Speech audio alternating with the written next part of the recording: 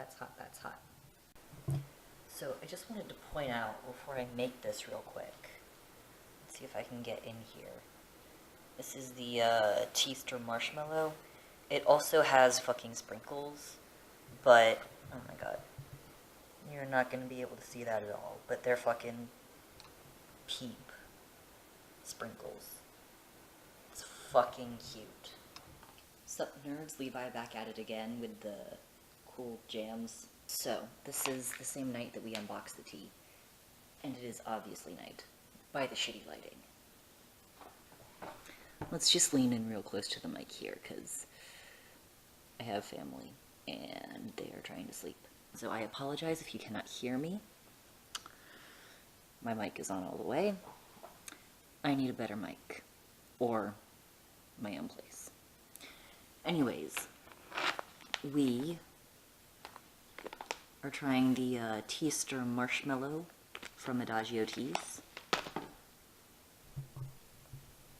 Nope, that's not the way I wanted it. That's the way I wanted it. Yes. We are trying the Teaster Marshmallow from Adagio Teas. Let's see, I steeped it for 5 minutes at a rolling boil. I'll admit I am not that skilled with the rooibos teas, so this may taste like shit. If it does, it's because I don't know how to brew rooibos. But it has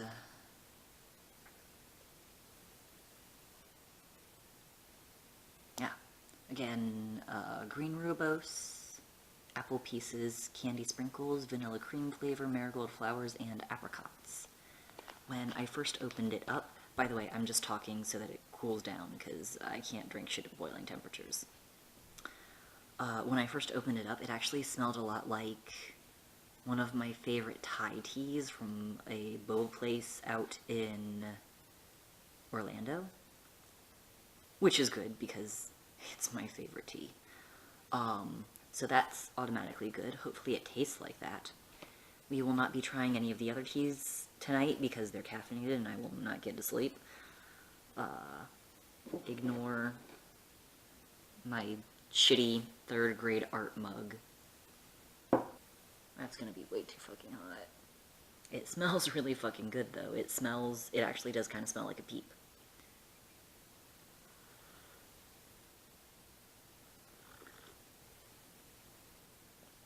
Okay, there we go.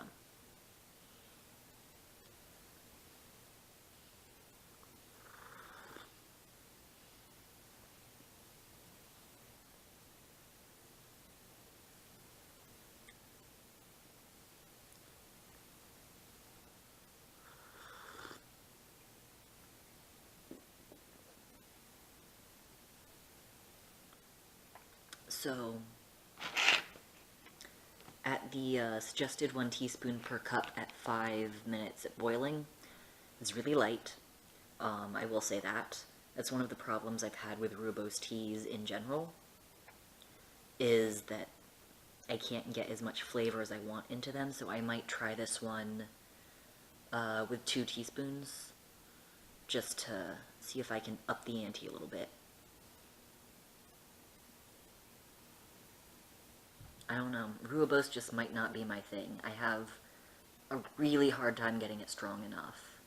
Like, as strong as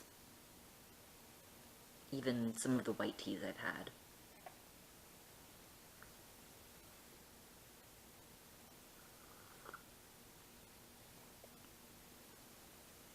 I mean, it is mildly fruity and sweet, and it's very pleasant. That's for sure. If you are a rooibos fan, then this will probably be great for you. I can't get it strong enough. Watch as I make it double strength tomorrow, and I'm blown away. Who fucking knows? So, it's morning now, obviously, as you can tell by the lighting. Actually, if I weren't used to filming at night, this would be pretty fucking good lighting. And the table is jiggling as I talk. Like that. Just gonna have to deal with it, sorry guys. So this morning we have the yerba mate. Decided since it's early as fuck, I'm not gonna put makeup on, and I'm gonna see how much caffeine this shit has. Because nothing is more important than tea. Not makeup, not, I don't know, clothes, nothing. So, on the package it says the suggested directions are 1 teaspoon per cup, 3 to 5 minutes at 150 degrees Fahrenheit, 66 degrees Celsius. So that's what I tried. I haven't sweetened it yet, just because I haven't tasted it yet. So I want to see what it tastes like before adding sugar, even though I usually add sugar. Open this bitch up.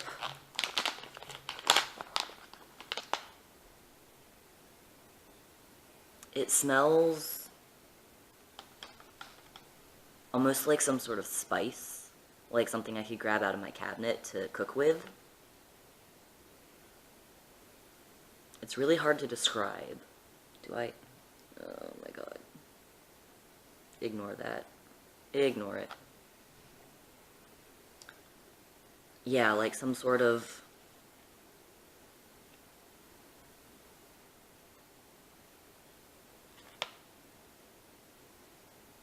somewhere between citrus and... I don't know, maybe like allspice, or not quite cinnamon. It's not like that. It's like...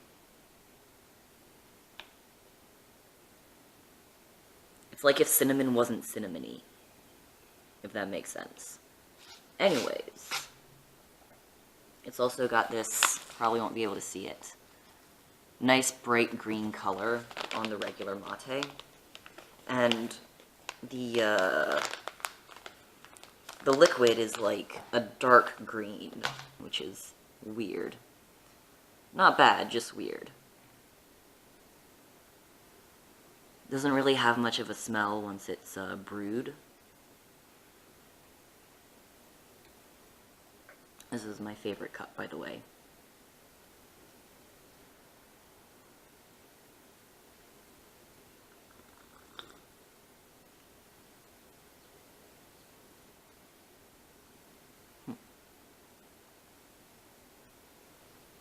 Huh.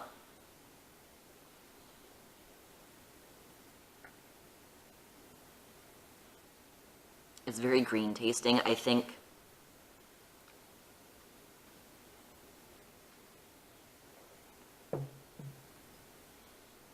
I get the tobacco notes that some people were talking about in the reviews. I definitely do get that. Yerba mate is... I apologize for that. Alright. Stop. I hopefully will not get jittery, but yerba mate is supposed to be caffeine that doesn't leave jittery feelings like coffee. So it sounds like it's somewhere between tea and coffee, so it's probably high caffeine. That's why I'm drinking it so goddamn early in the morning. Tastes good. It's pretty light, so I might drop a sugar. I can't say sugar. So I might drop a sugar cube in here in just a moment. Very pleasant. Sort of vegetational. It's a little bit like a green tea, but not as grassy.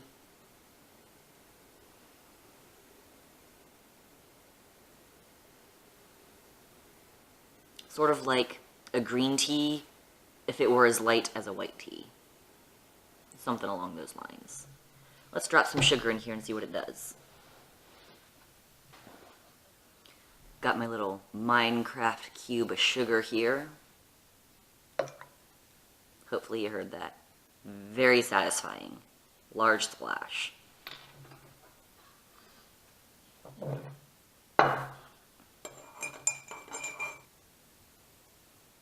This is seriously like green.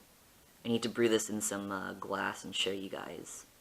If I do, it'll be up on my Instagram, WitchyDigit, as is the name of the host of this channel, or whatever. So, 1 sugar cube, 8 ounces, about. Sweeter, doesn't really bring out much of the flavor, unlike most of the teas I've tried. Black teas, granted, so this might go more along the lines of white and green teas, where you don't really want to add anything because it doesn't really add much to the flavor.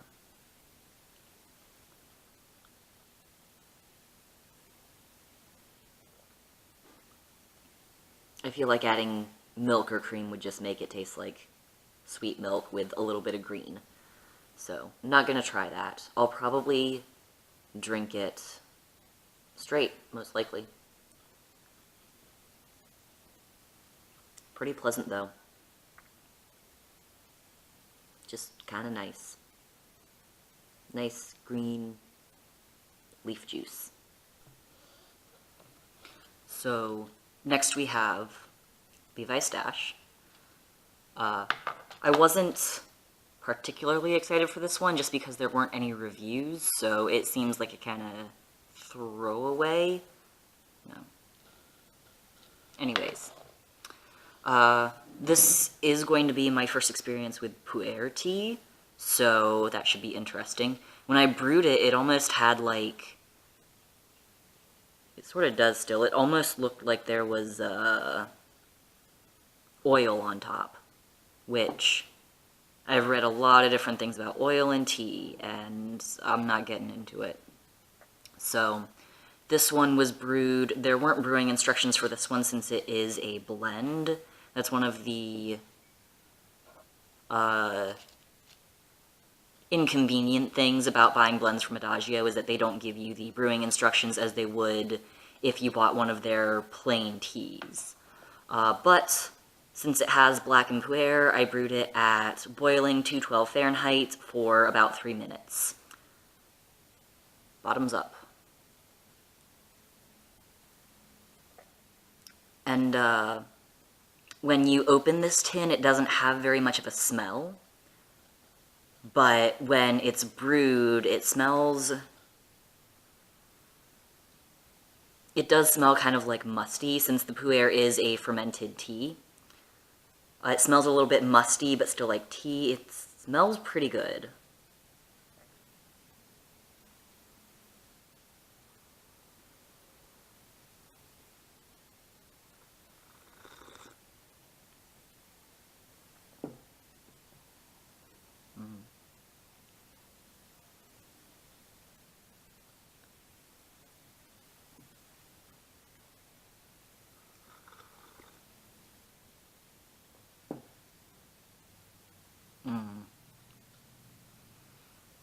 Oh man, it's really smooth. It has like a really strong tea flavor, but it's really smooth. Oh god, that's not good. So it doesn't have the tannins that, let's take my arms off the table maybe. It doesn't have the tannins that a really strong black tea would. And it's almost sort of like concentrated. I'm getting...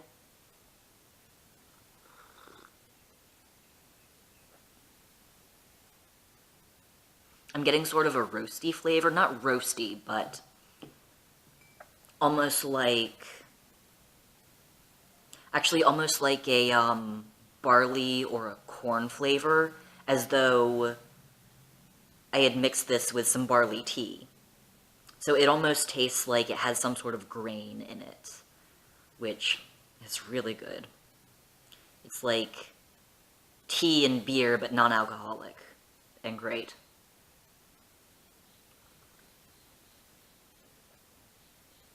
Oh man, that is really good. The Levi's Stash did come with sprinkles in it. They don't really add much to the flavor. I think it's mostly just a pop of color to make it look interesting, but I am interested to see how this takes milk and sugar, but it's fantastic without it.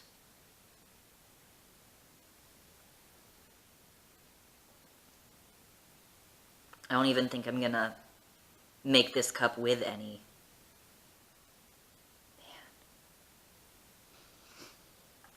And next we have the one that I practically orgasmed over when I sniffed it. The UDOT with almond oolong, vanilla oolong, white chai, cinnamon, peppercorns, and orange peel. I'm too lazy to look it up on the actual website for the other ones. But, amazing art, it smells great. We brewed this one as well at boiling 212 for a little over 3 minutes. I brewed this at the same time as another one so I could have 2 cups of tea. So when you open this one, you get the cinnamon and the almond and the vanilla like right away. So I'm interested to see if that carries over to the taste. You almost get more of a fruity smell after you brew it. I think there were some apple pieces in the mix as well. Some sort of fruit pieces. And this one is suggested to take with lots of milk and sugar, but I'm trying it without just to see how the flavors are, and I'll come back once I've tried it on my own time with milk and sugar.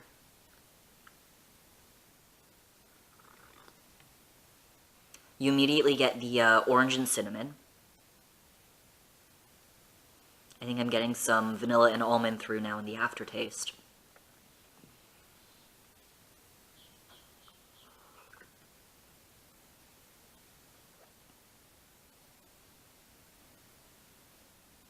It's pretty good. It's really light.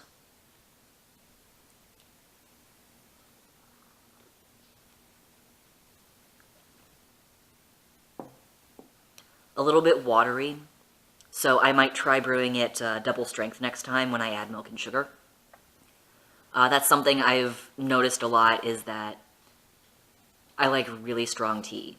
So depending on the kind of tea that's mixed into it, if it's not very strong to begin with, or it's mixed with a lot of other things, I need to personally brew it a little bit stronger. But I also have this size sample tin, so gotta conserve the tea, man.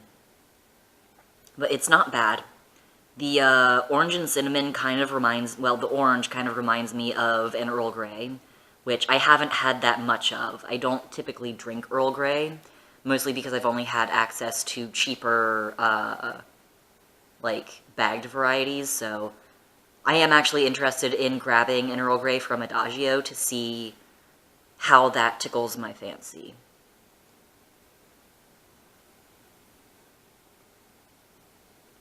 But just the orange on the front of your mouth definitely reminds me of an Earl Grey. A lot more than I would say a chai, but again, I haven't tried this with sugar or milk yet, so chai flavors might come out more if I brew it stronger, if I add shit to it. Overall, really pleasant, though. I can talk.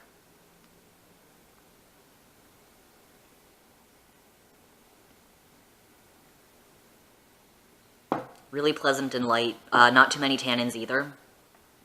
Again, a lot of times the black teas, you get tannins. It gets sort of either acidic, bitter, or I've noticed a lot of times sour, which can be good in its own right, but if you get too much of it, sometimes it just doesn't sit well on your tongue. So, I enjoy this. I'll check back with you guys once I've tried a couple different brewings of it. Alright, so next we have some white peony. There we go. I was actually a little bit surprised. The steeping instructions for this were 2 heaping teaspoons per cup at 3 to 5 minutes for 3 to 5 minutes at 180 degrees Fahrenheit. Which is not the steeping instructions I've seen online for white teas, but this should align more with my tastes.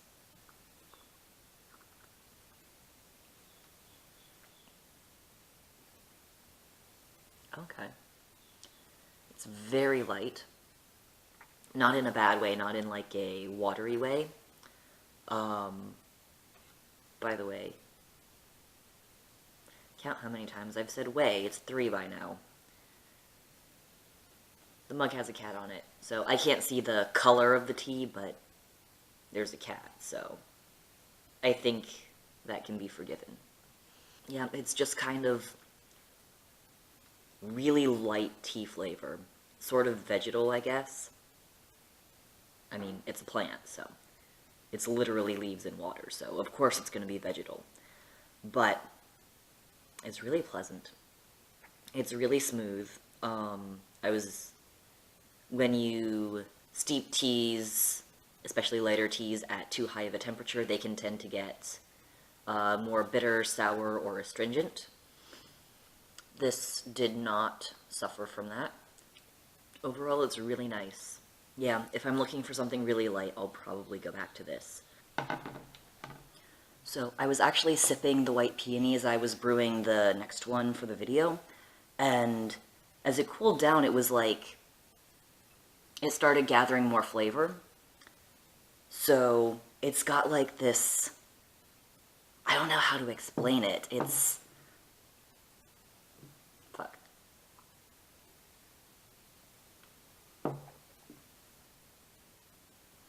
It's like sort of this minerally flavor.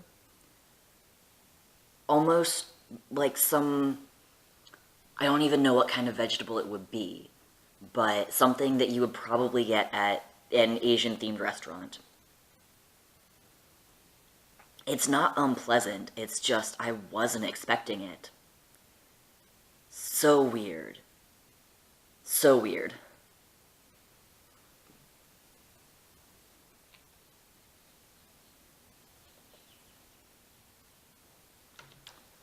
Good, though. Good weird. This is the gunpowder green. I believe it's also in the Levi's stash tea. It was gunpowder, puer, and something else. Don't remember, don't feel like looking it up. But gunpowder is named because, should have left this open.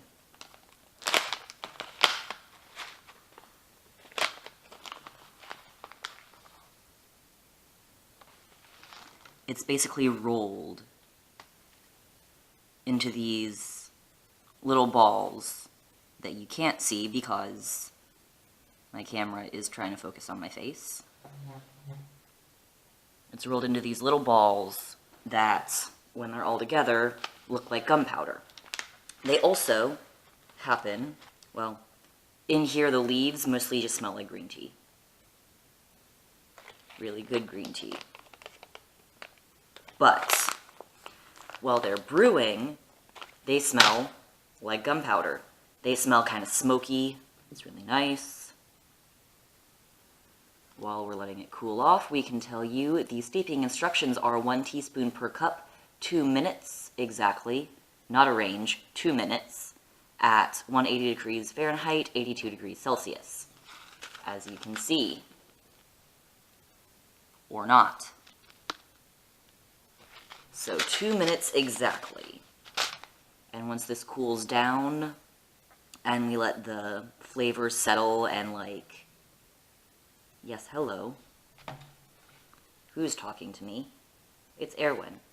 Awesome. Anyways, what was I saying? Let it cool down, let the flavors marry a little bit. I've actually found I don't like tea when it's at its steeping temperature. I prefer it once it cools down a little bit. So, I mean, oh my god, shut up. I know.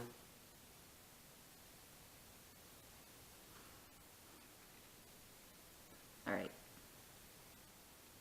Sorry, Erwin, you're going on mute for now. So, call me gross if you want. I like room temperature tea, yes.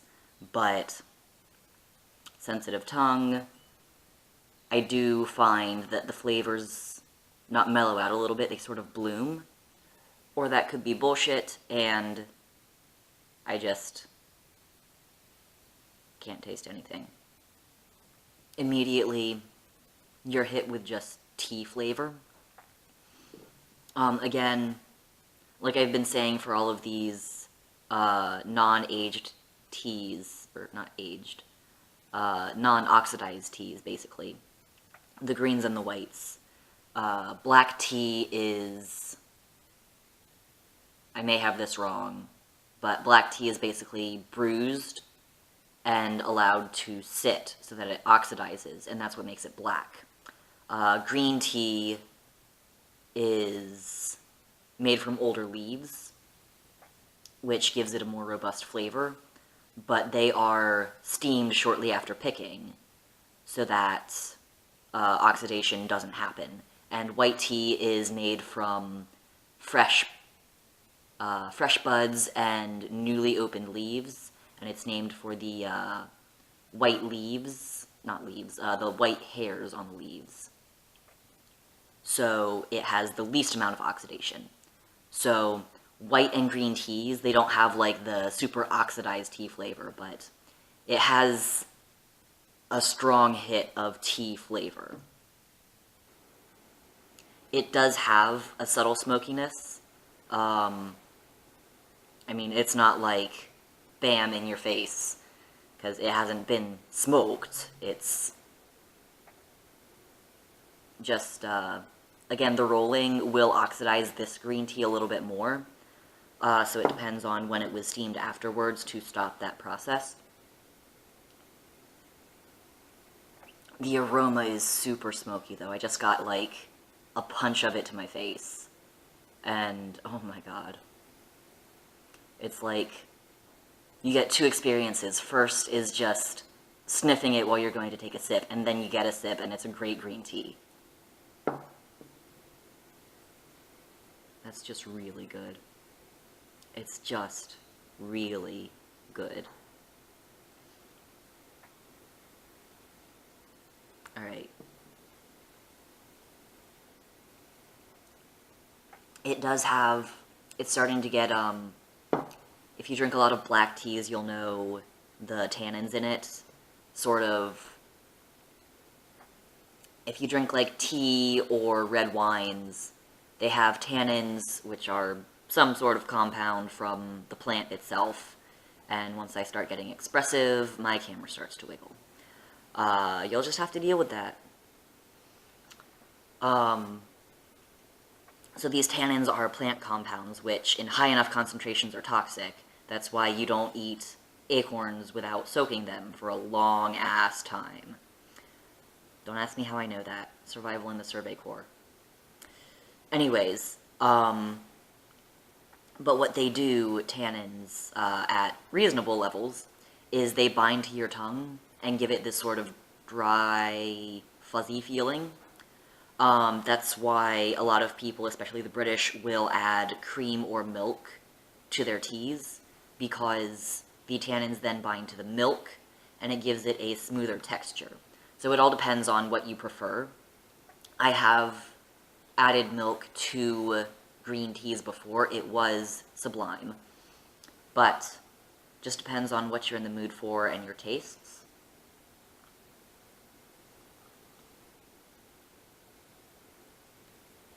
So this one does have a decent amount of tannins. Not nearly as much as a black tea, but if you like that feeling, then this is a nice mild version of it. There we go. So, again, I've let this cool down a little bit while I ate some of my breakfast, and just, oh my god.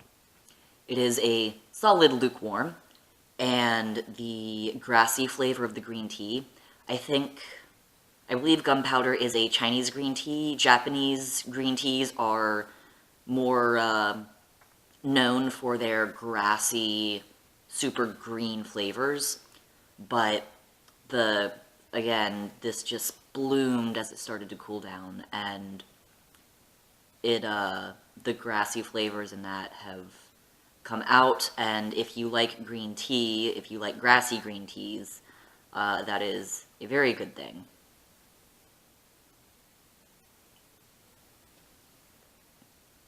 And it just tastes so much better.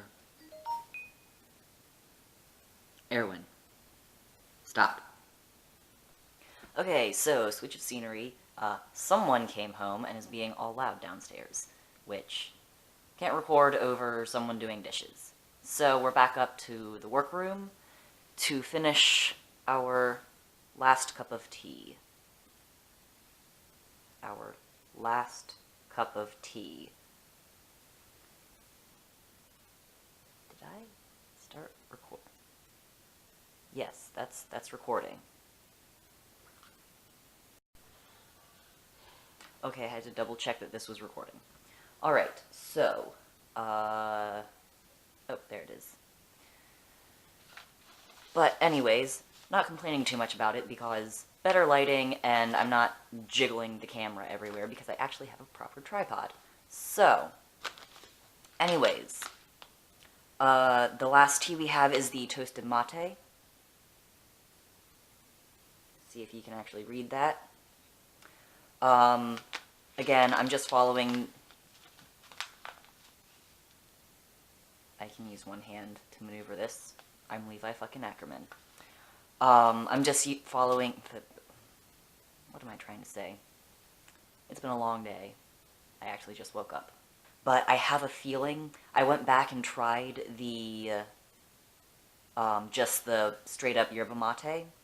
I think I doubled the amount of leaf I put in, and I think I boiled the water instead of brewing at 150 degrees Fahrenheit, and it brought out a lot more of the, sort of the green tobacco sort of flavor, and I'm starting to really enjoy it, actually. I still have to see where the caffeine sits for me on that, just so I know when I can drink it. But anyways, I have a feeling this one might be a little bit watery because I did just follow the steeping instructions, but I am expecting that once I brew it at something that tastes better to me that makes it a little bit stronger, then I will enjoy it a lot more. Anyways, without further ado, this shit smells amazing, so let's drink it. It does smell a lot roastier. Like, it's not quite as strong as coffee, but I mean, it is toasted, it's roasted, so browned, got that, what's it called, Maillard reaction, I think? The same thing that happens when you toast bread. But it smells really fucking good.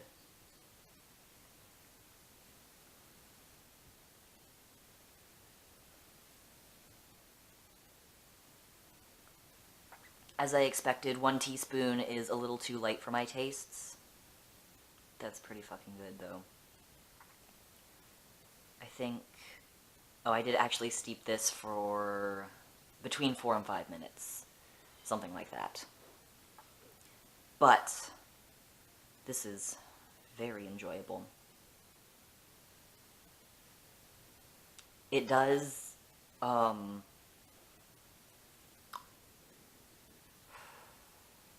getting distracted by all the noise downstairs.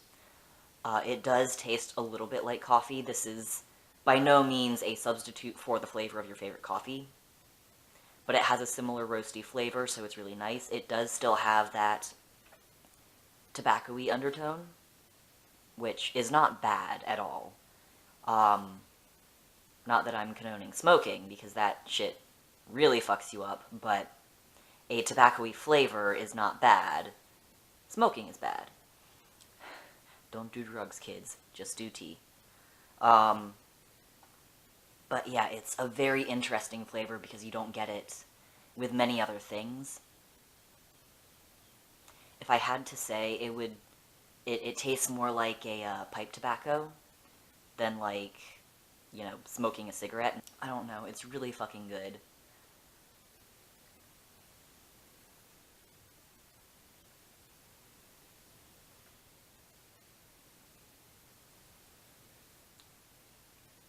I think I would definitely suggest if you want a coffee substitute, brew it twice as strong and at boiling degrees. God, this is good. But just like the other yerba mate, it has a sort of tea-like quality. It's not tea. It isn't anywhere close to tea, just like it isn't like a substitute for coffee, but it has a tea quality to it without having those tannins. So that's really fucking nice.